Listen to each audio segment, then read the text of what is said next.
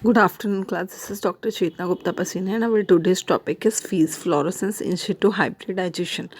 FEES इस method के द्वारा हम क्रोमोसोमल चेन में होने वाले किसी भी तरह के structure numerical changes, deletion and duplication को माइक्रोस्कोपिक एनालिसिस के थ्रू क्या कर सकते हैं, आइडेंटिफाइड कर सकते हैं। क्योंकि जब आप सिंपल कंपाउंड माइक्रोस्कोप में इसकी स्टडी करते हैं तो आपको जो डीपली चेंजेस हुए हैं वो आपको दिखाई नहीं देते।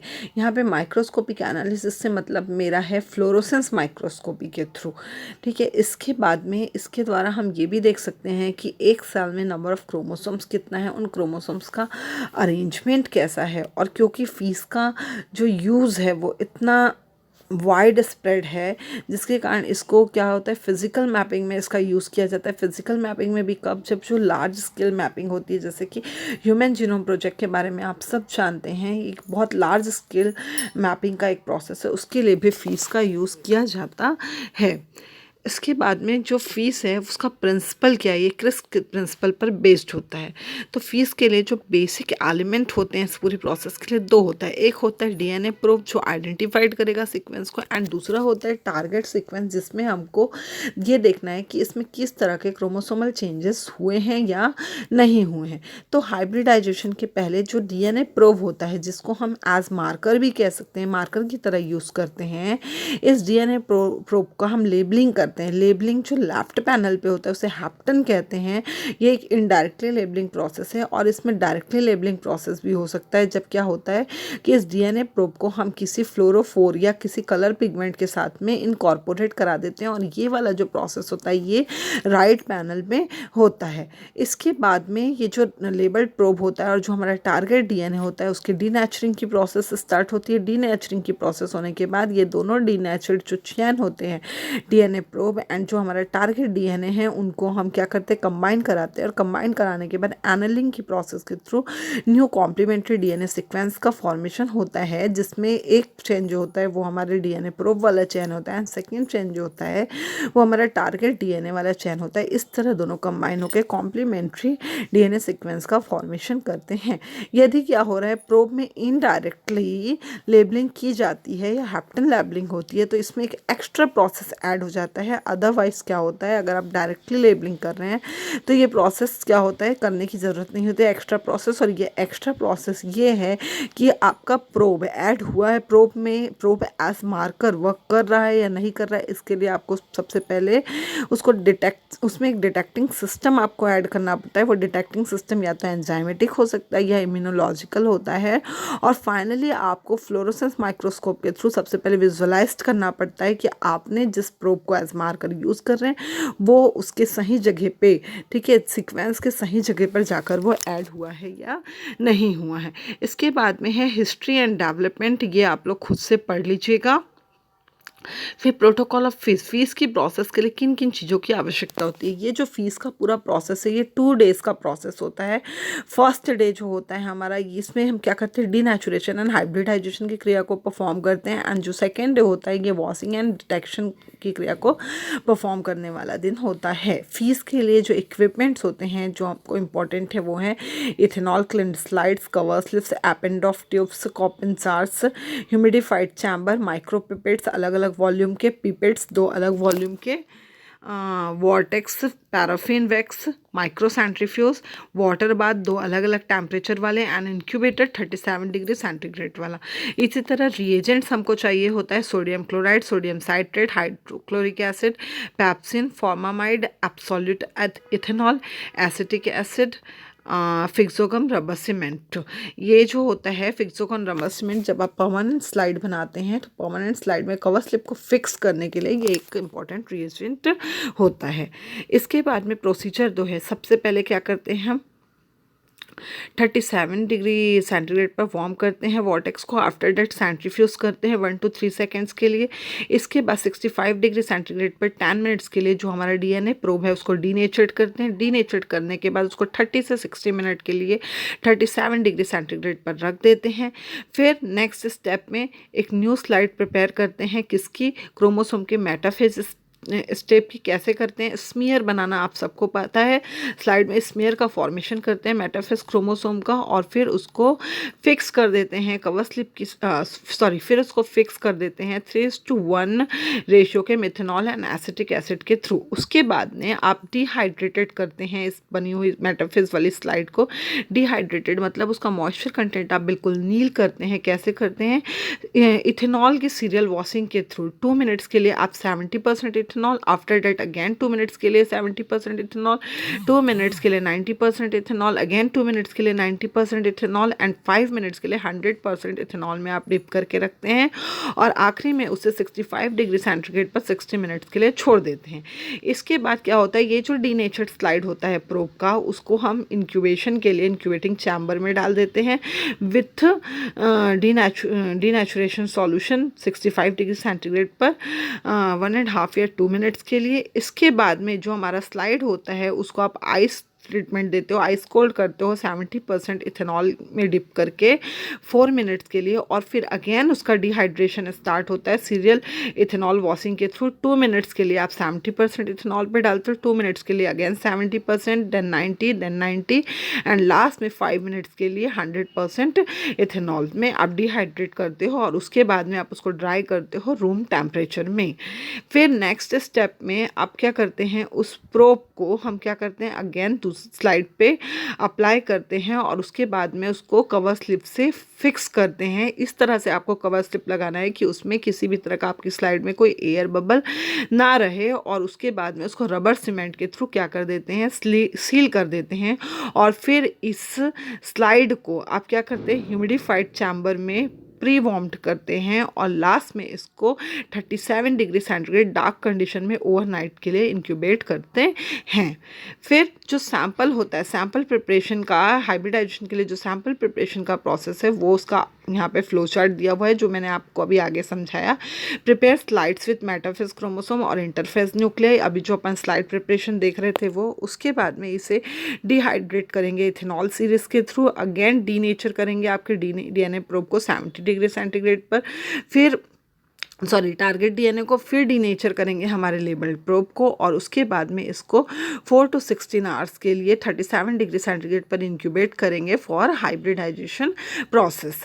इसके बाद में दिया है टाइप्स ऑफ फिश, यहाँ पे दिया हुआ है ACM fish, cat fish, cod fish, D fish, cryo fish and LNA fish, सबका फुल फॉर्म यहाँ पर दिया हुआ है, आप ये पढ़ लेंगे। अगेन ये भी टाइप्स ऑफ फिश है, Q FISH, fusion signal FISH, immuno FISH, M FISH, multilocus और एमएल फीस, यहाँ पे सबका डिटेल्स दिया हुआ है, वो आप पढ़ लेंगे। इसके बाद में हाउ डज फीस वर्क, तो सबसे पहले देखिए ये पेरेंट डीएनए का क्या करें, आप हीट के थ्रू इसको डीनेचर कराए, तो ये जो कॉम्प्लीमेंट्री सीक्वेंस थे उनमें ब्रेकेज कॉस हो गया, ब्रेकेज कॉस हुआ तो पेरेंट डीएनए का फर्स्ट चेन आपने क्या कर दिया, हटा दिया, और वहाँ पर आपका जो प्रोब लेबल्ड वाला जीन था, फ्लोरोसेंट लेबल्ड वाला प्रोब वाला जो क्रोमोसोम का चैन था वो लाकर आपने क्या कर दिया, जो पेरेंट डीएनए का सेकेंड सीक्वेंस था उसके साथ में लाकर आप ऐड कर दिया, एंड हाइब्रिडाइजेशन की प्रोसेस के through new complementary DNA sequence का फॉर्मेशन होता है, जिसमें एक चेन जो होता है वो हमारे लेबल डीएनए प्रोब वाला चेन होता है, एंड दूसरा चेन जो होता है वो पेरेंट डीएनए वाला चेन होता है। फीस के लिए क्या क्या रिक्वायरमेंट है, 3 मेन रिक्वायरमेंट या कंपोनेंट है, एक है सैंपल, दूसरा है फ्लोरोसेंट प्रोब, सैंपल प्रिपरेशन अपन देख लिए, प्रोब अपन देख लिए, और थर्ड है फ्लोरोसेंस माइक्रोस्कोप जो भी अपन देखेंगे। फ्लोरोसेंस माइक्रोस्कोप में जो लाइट सोर्स होता है वो होता है high pressure mercury vapour lamps, या फिर हो सकता है टंगस्टन हैलोजन लैंप्स, या फिर हो सकता है नियॉन लैंप्स। इसमें फिल्टर का कार्य, 2 तरह का फिल्टर होता है, एक होता है एक्साइटिंग फिल्टर एंड दूसरा होता है बैरियर फिल्टर। बोलने से समझ में आ रहा है, एक्साइटिंग का मतलब होता है उत्तेजित करने वाला फिल्टर, और बैरियर का मतलब होता है रुकावट पैदा करने वाला फिल्टर। फिल्टर का मीनिंग यहाँ पे ये होता है कि हमारा जो सैंपल है और जो लाइट सोर्स है उसके बीच में जो बीम फॉर्मेशन के लिए, ठीक है, बीम फॉर्मेशन के लिए जो एक आप क्या कह सकते हो वॉल प्रोवाइड करने का कार्य करता है उसे हम फिल्टर कहते हैं। तो सबसे पहले exciting filter, to let a certain wavelength of light passes so that can excite the given fluorochrome carried on sample. क्या होता है, एक सर्टन वेवलेंथ का लाइट जब आप सैंपल पे डालते हो तो सैंपल पे प्रेजेंट जो फ्लोरोक्रोम है या जो कलर पिगमेंट हमने लेबल किया है ना डीएनए प्रोब को, यदि किसी कलर पिगमेंट से अपन ने लेबल किया है, जब हम डायरेक्ट डायरेक्टली प्रोबिंग की बात कर रहे थे, तो क्या होता है वो जो फ्लोरोक्रोम है वो लाइट इंटेंसिटी के कारण, लाइट पास होने के कारण क्या होता है वो एक्साइड स्टेज में चला जाता है और वहाँ पे हमको एक हाई पिक मिलता है। ठीक है, और बैरियर फिल्टर जो होता है ये क्या करता है, to allow the visible light passes so that the fluorescence can be seen by eyes on the image can be captured.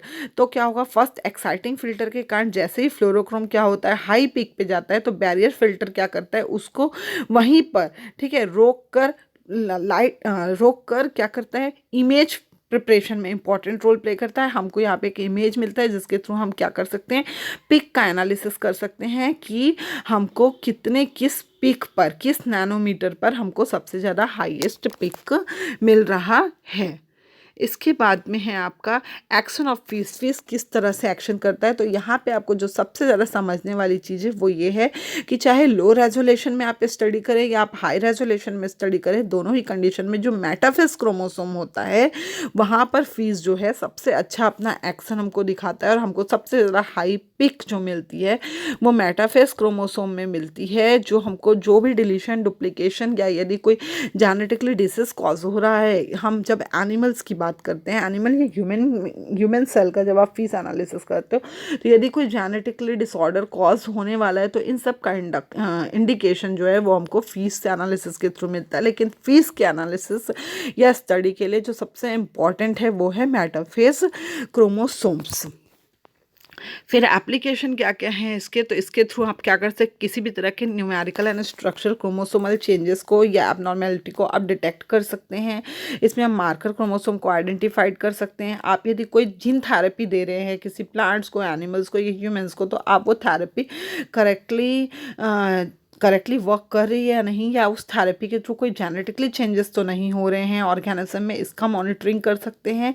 इसके बाद में क्या होता है, इसके थ्रू आप जो डिसीज जेनेटिकली डिसऑर्डर्स यदि कहीं कॉज होने वाले हैं तो इसका डिटेक्शन आप कर सकते हैं और इसके थ्रू आप gene deletion and gene amplification का भी डिटेक्शन कर सकते हैं।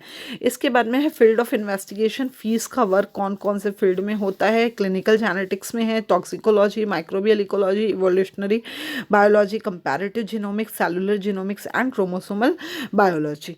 आप फीस का एडवांटेज क्या क्या है, एडवांटेज ये है कि ये एक बहुत रैपिड टेक्निक है, बहुत जल्दी, ओनली 2 डेज़ का प्रोसेस होता है और 2 डेज़ के प्रोसेस से हम एक लार्ज स्केल मैपिंग में इसका यूज़ कर सकते हैं और एक टाइम पे हम इसमें एक से अधिक सेल, बहुत लार्ज नंबर ऑफ सेल्स को शॉर्ट पीरियड में आप क्या कर सकते हैं, उसमें होने वाले किसी भी तरह के चेंजेस को, न्यूमेरिकल सेल्स में प्रेजेंट क्रोमोसोम में स्ट्रक्चर एंड न्यूमेरिकल चेंजेस को आप क्या कर सकते हैं, बहुत कम समय में डिटेक्ट कर सकते हैं। इसकी जो हाइब्रिडाइजेशन की एफिशिएंसी होती है वो बहुत ज़्यादा हाई होती है और जो अनयूज्ड पार्ट होते हैं उसको वो क्या कर देता है, ईजिली डिलीट करने का भी कार्य करता है। और इसकी जो सेंसिटिविटी एंड स्पेसिफिसिटी का होती है वो भी बहुत हाई होती है। फिर नेक्स्ट इसमें है कि जो साइटोजेनेटिक डेटा होते हैं, ठीक है, साइटोजेनेटिक डेटा जो होते हैं इसको हम ईजिली डिफ्रेंशिएट कर सकते हैं। नॉन डिवाइडिंग या टर्मिनली जो डिफ्रेंशिएटेड सेल्स होते हैं उसको हम ईजिली क्या कर सकते हैं, प्राप्त कर सकते हैं साइटोजेनेटिक डेटा को। और इसमें जो नेक्स्ट होता है, जो हमारे पुअर सैंपल्स होते हैं, पुअर सैंपल्स का मतलब ये हुआ जो लिस्ट डेवलप्ड प्लांट्स, एनिमल्स या ह्यूमन सेल्स होता है उसके भी हम साइटोजेनेटिक डेटा को हम इस प्रोसेस के थ्रू ईजिली एनालाइज कर सकते हैं। और फिर नेक्स्ट है, ये जो मेथड है वो ईजिली अडाप्ट हो जाता है, सेल टू सेल, या जो भी सैंपल आप इसमें जो भी सैंपल आप एनालाइज करना चाहते हैं उस सैंपल के अकॉर्डिंगली ये मेथड अपने आप को ईजिली अडाप्ट कर लेता है। बहुत ही फ्लैक्सिबल मेथड है और ये जो फीस है ये एक ऑटोमेटेड सिस्टम है। आप बस सिर्फ सैंपल प्रिपरेशन आपको करना है, आफ्टर दैट ये जो पूरा प्रोसेस है वो एक टेक्निकल प्रोसेस है। इसके बाद में फीस का जो लिमिटेशन है वो ये है कि इसके थ्रू हम क्या कर सकते हैं, एबनॉर्मलिटीज़ को डिटेक्ट तो कर सकते हैं बट इसमें जो नंबर ऑफ प्रोब्स हैं वो बहुत कम है। अभी तक जो रिसेंट एनालिसिस हुए हैं उसके थ्रू जो प्रोब्स हैं जिनको हम एज मार्कर यूज़ करते हैं उनका नंबर अभी बहुत कम है और वो सारे मार्कर सारे ऑर्गेनिजम्स पर वर्क नहीं कर सकते हैं। और यहाँ पर एक टाइम पे आप क्या कर सकते हैं, कुछ एबनॉर्मलिटीज़ को तो देख सकते हो लेकिन एक टाइम पर एक साथ, ठीक है, साइमल्टेशनली का मतलब होता है एक साथ एक साथ बहुत ज़्यादा जो एब्नॉर्मलिटीज़ हो रही है उसकी आप एक साथ पूरा डिटेक्शन तो कर सकते हैं, but one by one detection होता है। एक साथ पूरा डिटेक्ट हो जाए ये इम्पॉर्टेंट नहीं, सॉरी, ये नहीं होता है।